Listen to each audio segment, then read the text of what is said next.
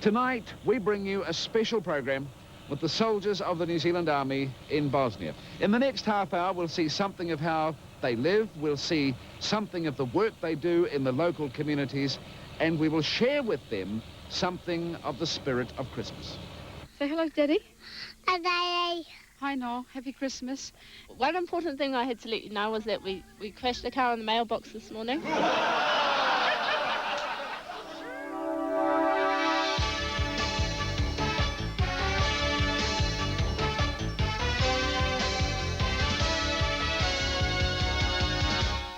Good evening to you from central Bosnia, from the New Zealand base attached to the United Nations peacekeeping force in this beautiful but currently savage part of the world. The New Zealand base is situated about 8 kilometres east of a town called Vitez. Now, there's a very thick fog hanging over this whole area today, but if you could see more than 150 metres, if you could see 200 or 300 metres, you'd see the hills surrounding this small valley occupied by the Muslim forces. But this is the New Zealand base. I'm standing on a massive bunker the New Zealanders have built for their own protection, should they ever need it.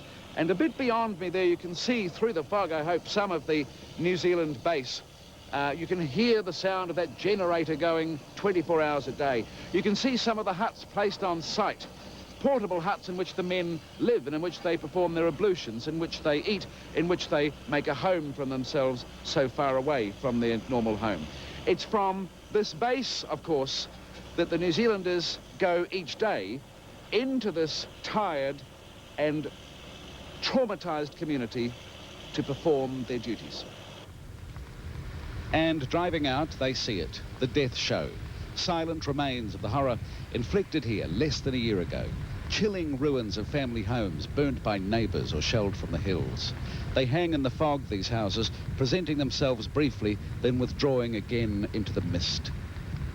And along these roads drives Kiwi company doctor Major Nigel Murray and his team. What we do, Paul, is the platoons have areas of operations. We've got a village in mind to go to this morning. It is one that has been identified as a problem area. A number of refugees here are displaced persons, and what we are anticipating is a fairly large clinic, mainly women and children, because the men are out in the military environments around this country, so we don't see as many young men.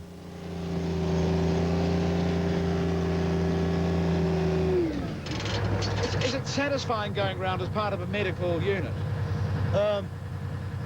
The good thing about it is you go to the villages, you see the state that some of the children are in, and some of the adults, and it's good to go back every couple of weeks and see the advancement that you're actually making in that area. So yeah, it's really brilliant.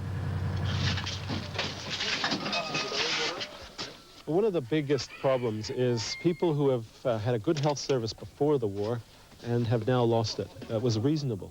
But now the situation is there's no medicines in reasonable supply, and it's difficult for the villagers to get through some of the protected areas and the checkpoints, though that's improving all the time, to see the doctor or to see a nurse. Okay. 140/80. Okay, if you could tell him that his blood pressure is good. The main problem he's got is the nervousness from being a refugee, which I will be able to give him some tablets to help him sleep. If you explain that. Bole me kosti, me bole kolena skroz od ozdo, ovdje pa skroz ovako od stručaka, samo šta radi. And they're stiff, his legs. Stiff. And I will give him some tablets for the shaking. I will give him, he has a condition that causes shaking and stiffness in the legs. So we'll give him some tablets for that and the pain in his legs. He's a very interesting patient. He's a refugee, and we see this a lot around the villages. Displaced persons are usually very anxious. They're homesick. They're missing their old homes before their families. They don't sleep. They're very agitated. Though we can help them in very subtle ways by giving them a sleeping tablet at night for a short period of time, and also just curing those chronic ailments of the elderly. This gentleman had Parkinson's disease, and we can alleviate some of those symptoms just with some tablets. Ovo mi We have glasses. They're old glasses that people have used before and thrown out, and they're particularly useful to us here because a lot of people basically ran out of their house as it was burning down and left behind those little valuables that are so critical to them. So glasses are very popular and hard to find. With the children particularly, what are the problems there?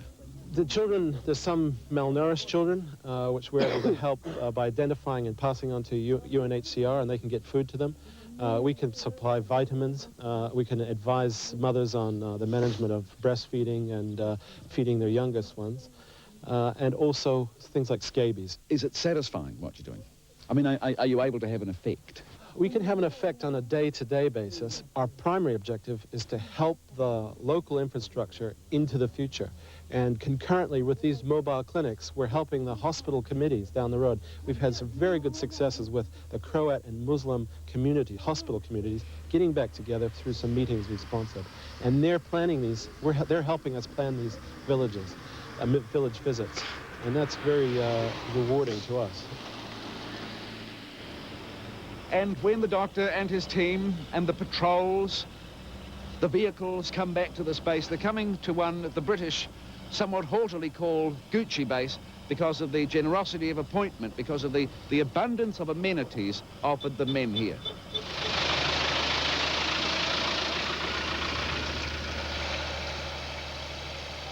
A local vehicle moving in, a couple of New Zealand UNPROFOR vehicles getting set to move out on this early thick fog morning from the New Zealand base in Bosnia. This is roughly the entrance to the camp. You see some of the operational huts there, and then you swing round, look what looks like a quarry here. The New Zealanders decided very early on this would be a mud-free base, and so the entire floor of the base is covered with this gravel, anti-mud. The guts of the camp is through there, including the generator, which roars 24 hours a day. And this is Staff Sergeant Bernard Nicol, known as Porky. Why do they call you Porky? Wouldn't have a clue, Paul. Wouldn't have a clue. It's sometimes very hard to tell these things. You're from where? Brought up in Wellington, now living in Palmerston. Yeah, working out of Linton Camp. And now living in Bosnia? Yes, now living in Bos. In a very nice sunny Bosnia. Now you're connected to the engineers, and so you've had a great deal to do with putting this whole camp together.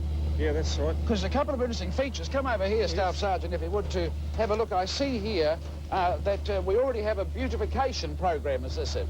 Yeah, that's right. The Camp 2IC decided to employ this Greenpeace project. A bit of the old sewer pipe, a bit of the tree, a bit of the old and the new. Keep things ticking along, and eventually we'll spread out and get the whole place squared away. And Paul, this is one of the Italian design haciendas. Very elegant. Yes, very much so. And here is Paul over here. Which bunk is yours? The top one. Gee, not very wide. It's only about a yard wide, isn't it? It's only supposed to fit one. And 4 people in this cabin, like a small caravan. Yeah, we're one of the unlucky ones. We have 4. Some of the rooms have 3, but we learned to live with one another. That'd take a while, I would imagine. Yeah, it did. Everyone has their old grumpy days, but it's just a case of... And their odd habits. Yeah. Odd habits. And up there, shelving too, very nice bit of improvised shelving, also Italian, of course, in concept, I suppose, the unpainted wood, and you got your boots, a bit of dynamo up there when you do the laundry. Yeah, only problem is now it's starting to get a bit cold at night, and the water's starting to freeze, so we only do the washing during the day now. Okay, and then we see the triumph, if you like, of this designer living quarters, these beautiful armchairs. Where'd you find these? These armchairs, we acquired them out of a broken down vehicle off the side of the road. An Italian vehicle, a German vehicle? A local vehicle. A local vehicle, very good. Thanks, Paul. You're welcome. Round through the mud-free camp we go on the concrete paths. Everything's very white. White buildings, white this, white that. Well, we've even organised a white Christmas too. Oh, you'll have that. Just to keep everything in perspective, yeah. And here is a very beautiful sign to remind everybody where they are in relation to home. Why, here you see Flaxmere's on one of the signs there. Ruatoki, Murawai. I suppose the fellas are from these places. So what? There's some over there, why don't you ask them? While you've got this opportunity, any complaints? Anything you want to tell the people at home that, well, the Staff Sergeant's here to hear your complaints? It's not really a complaint, it's just now that the government's sent a great number of teeth arm corpers on UN deployment, that they keep sending them. Yeah, don't just cut it after this deployment. Because it's great to be able to do what you're trained for. Is that it? Yeah. So where are you from? Mangere. From Mangere. Yeah. And what do you miss about home? My girlfriend. Yeah. And whereabouts are you from? Palmerston. Palmerston North. And what do you miss? Tracy. This weather very similar to Palmerston. Oh, I think it's a bit different from Palmerston North, as you'll find, as we get on. Exciting enough for you, this place? At the beginning it was right, but now it's starting to... Be a bit routine. Yeah. Okay. Well, good luck. Thanks, Bill. And then if you just come over here, Staff Sergeant, look at this. A great Christmas tree here. Somebody's done something for Christmas, and that's well anchored in a bucket. Yeah, and I believe the boys put lights on it at night too to make themselves, you know, get the old Christmas atmosphere going and everything else. And they take the lights off when they go to bed for the morning. There's no lights on during the day. No lights on during the day. Because they might disappear. Oh, not necessarily. They could freeze. They could freeze. And that small Christmas tree really is just one of many signs we've seen of an obvious determination the New Zealanders have shown since they've been here to turn this barren place into home, a place in which to be secure during both the coming long winter and the misery of this war. Still to come on the programme, messages from home and the hottest act in Bosnia.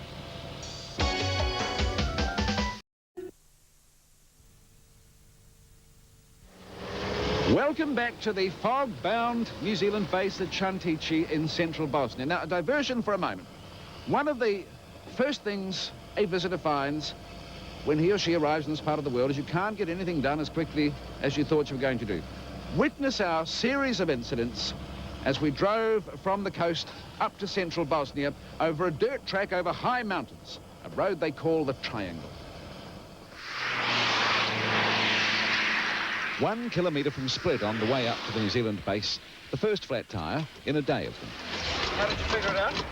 It's unscrews the top.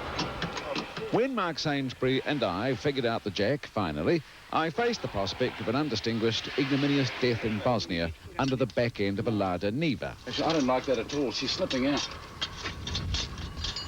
Just that bloody screw, that thingy. We'll have to do it again. Hang on. Until the United Nations came boldly to the rescue. On went the spare, also crook, and that was the end for us of the Lada Niva. Later, 100 kilometres further on, another puncture, another sortie into the mud of the roadside. Last time you picked a rental car. You're trying to save too much money. So, a tortuous drive over the mountain and a very long day's drive. And that road was, incidentally, literally a goat track until a massive engineering push by the British turned it into the major supply line and for a while the only supply line from the coast up to Sarajevo. Sarajevo is merely 50 or 60 kilometres on from where we are. Now, little we've seen since arriving at Kiwi base cheers the heart of the visiting New Zealander quite like the work of the MCG, the Maori Cultural Group.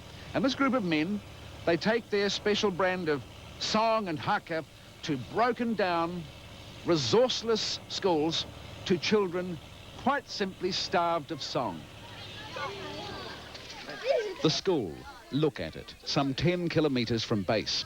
King of the castle atop the inadequate pile of coal to last the school through winter. Inside, in the barren, dirty classroom, the songs begin.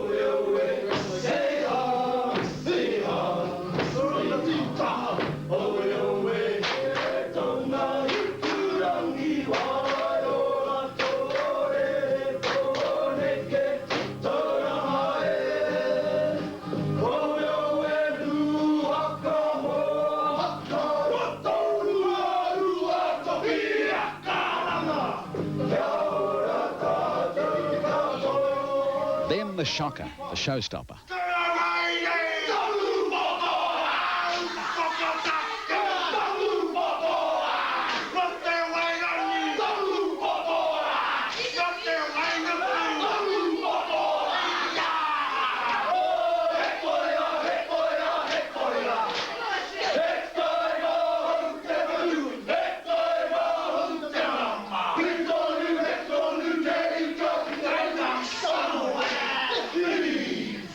Now, to finish the concert, an encouragement to the children to accept in their community these singing warriors from an unimaginable country far away. Do we all acknowledge that the international sign for friendship is the handshake? In New Zealand, we acknowledge our friendship, we acknowledge our trust in each other, we shake hands, and what we call it is the hongi. Can you say hongi? Hongi! Oh, bro. And we touch our noses. Oh, bro. Kavala. What I'd like to invite you to do now, Georgia, maybe you'd like to hongi with some of our soldiers we have here.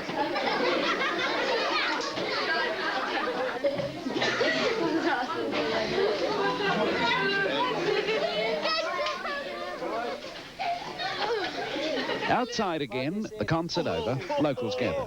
And here, suddenly, a reminder of the ever-present danger, the weirdness, the unpredictability of this barely defused area. Dobro, hiljada, granata. Da, ali ovo malo, male, mi imamo veliki. Haubica! Tank. I've got 100 grenades somewhere. But it's not the young men on leave the soldiers have come to see, it's the children. They get into us when we start our huckers and that. They're quite amazed. They start cracking up, they start laughing. Because they've never seen anything like it before. No, they haven't. I suppose they don't really know what they've struck when you first start singing and doing the actions. And Yeah, that's right. You see a whole lot of big black marabouts and cheeky or Rarotonga. they think it's kind of funny when we first start, but they get into our seriousness and how serious we are. But we're glad they enjoy it, and that's what we're here for. Does it make you feel proud doing this kind of stuff? Oh yeah, it does. I mean, it's wonderful to get the kids reacting like that. Oh, it is. It's good. I think they really enjoy it, and we enjoy it that they're so happy, and they come over and we teach them a few songs, and it's good. It's an eye-opener too, isn't it, seeing the school? I mean, you know, we wonder about our schools at home, but then you have a look at what the quality of the school, the broken windows. The heater was just a 44-gallon drum, wasn't it? It's different. Yeah.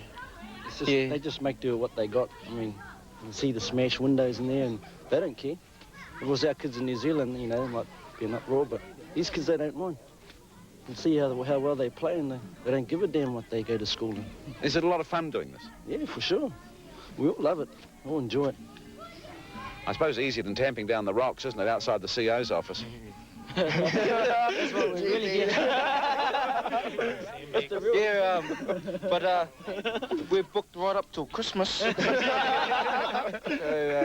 we'll try and get you some tickets here, Paul. What do the parents tell you? I mean, do you get any feedback from the parents about what you do? No, there's really not a lot of adult interruption with what we're doing. Usually we just turn up to the schools, and it's just the age groups between 10 and 15. We haven't done really a lot of the older children here. They really despise the UN and what they do here, so we can't change that at all. We've only 250 of us out of a contingent of 50,000 or so in Bosnia. Still to come on the programme tonight, Christmas to the New Zealand Army in Bosnia. From you, with love.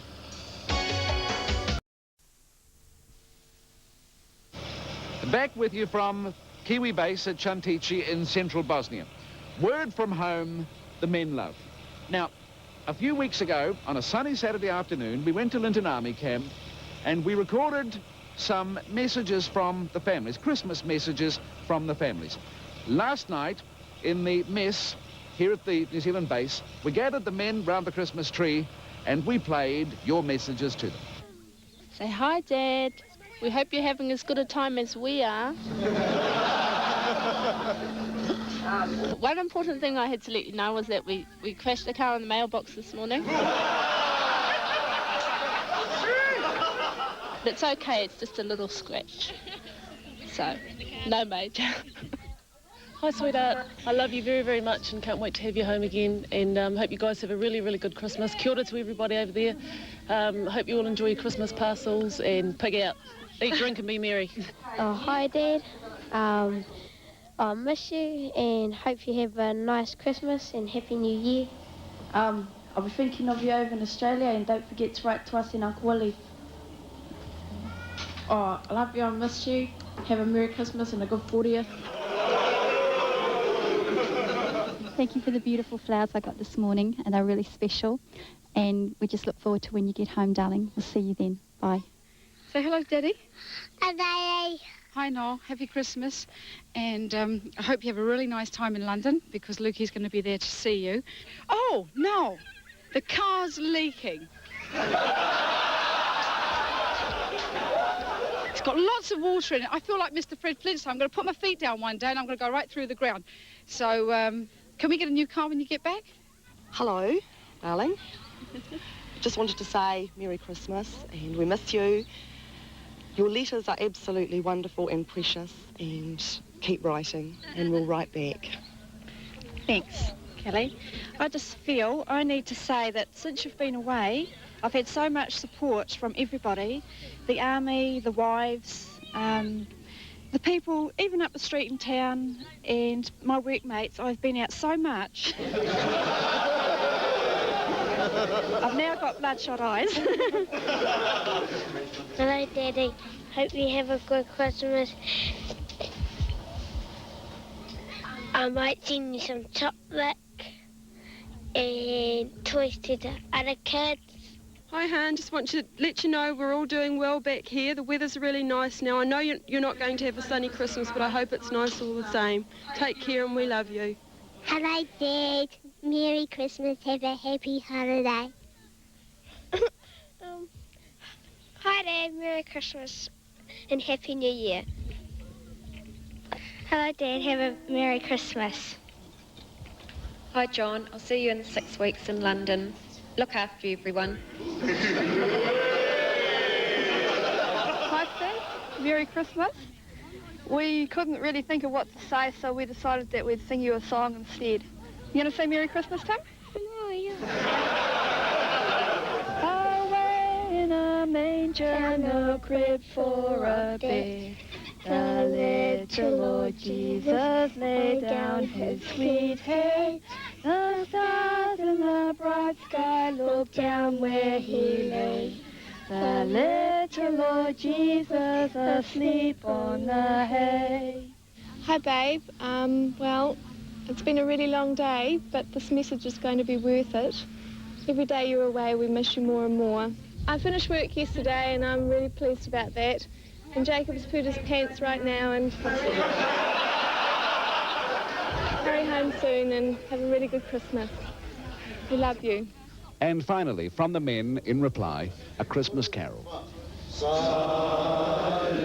night, holy night, all is calm, all is bright, round yon virgin mother and child. So tender and mild, sleep in heavenly peace, sleep in heavenly peace. Merry Christmas, New Zealand! And that is our programme. That is our visit to the New Zealand soldiers in central Bosnia. There's a sense of genuine goodwill here, of pleasantness, of professionalism. And there's pride, too. They're very proud of their base, the New Zealand Company. They're very proud of the work they do, and they're very proud at last to be able to perform the work they were trained to do. I thank them for their hospitality. I wish them a very Merry Christmas from Kiwi base at Santici in central Bosnia. That's Holmes this week.